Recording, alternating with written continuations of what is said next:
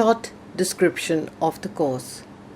Despite considerable research on best practices and strides in refining surgical techniques, technological advances, and environmental improvements in the operating room, and the use of prophylactic preoperative antibiotics, infection at the surgical site remains the second most common adverse event occurring among hospitalized patients, with a major source of morbidity following surgical procedures.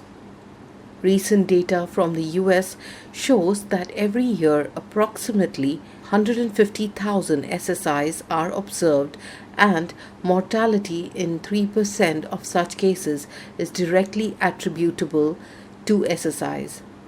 Extrapolating such data to Indian settings where SSIs rates are at least 3.5 to 4 times higher indicates that at least 20,000 deaths are occurring in India due to SSIs.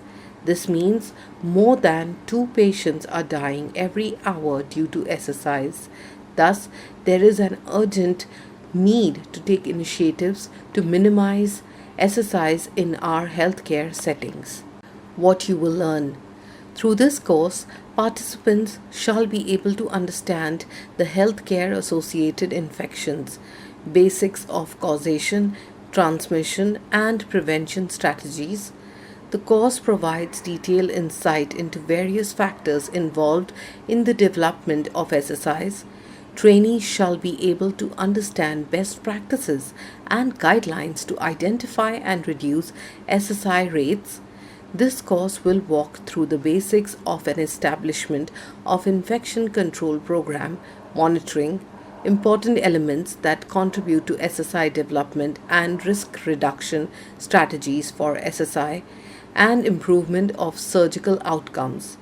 Thus, learning objectives of the course include: discuss modes of transmission for important healthcare pathogens, discuss methods for interruption of transmission of pathogens in healthcare settings, discuss how to implement effective methods to prevent transmission, obtain a broad overview of the importance of basic concepts in infection prevention, including hand hygiene and asepsis, isolation precautions, disinfection and sterilization, and good practices to reduce surgical site infections. Certification benefits. The course helps care providers identify opportunities to improve patient safety and improve patient outcomes among surgical patients. Let's now look at the 6 techniques of hand washing. First is palm to palm, means wash your hands in such a manner so that one palm should be on another. Second technique is put your right palm over left dorsal and left palm over right dorsal. Then make your palm to palm fingers interlaced.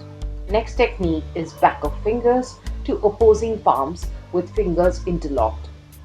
After that, do rotational rubbing of right thumb clasped in left palm and vice versa.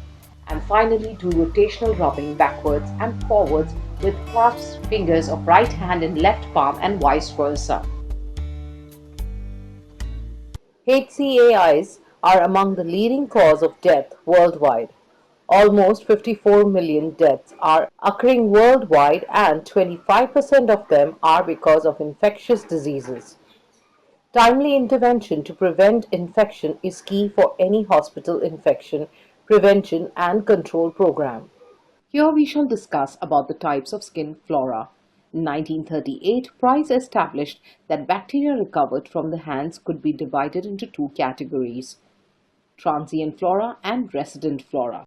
Surgical hand antisepsis using either an antimicrobial soap or an alcohol-based hand rub with persistent activity is recommended before donning sterile gloves when performing surgical procedures.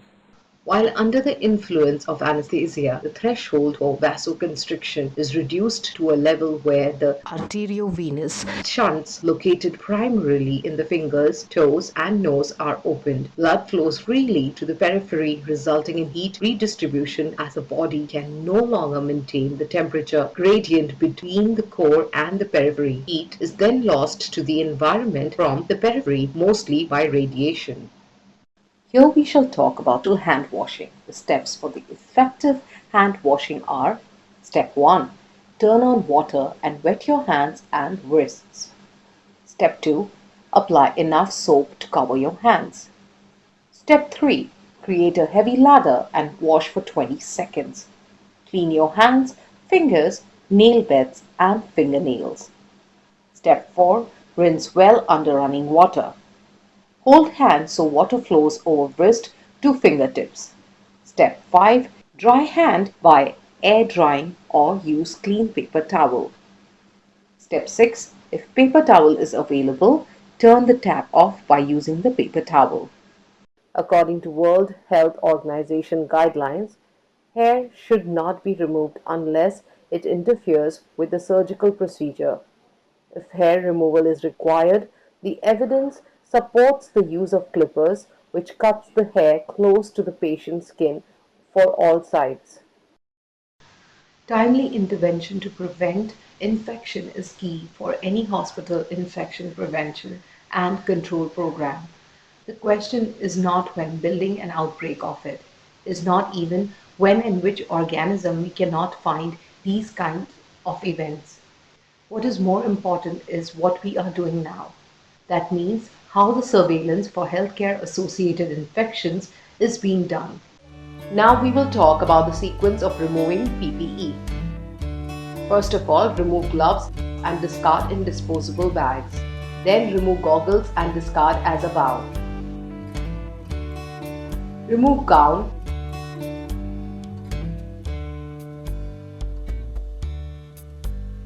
and discard in waste disposable bags. After removing gown, use alcohol-based hand rub or wash hands with soap and water. After hand wash, remove face mask by grasping elastic or tie strips behind ears. Don't touch front of mask. Then remove cap, head cover and discard. Remove shoe covers. Again, do hand washing. Now leave the room. Once you are outside the room, do hand washing again with soap and water.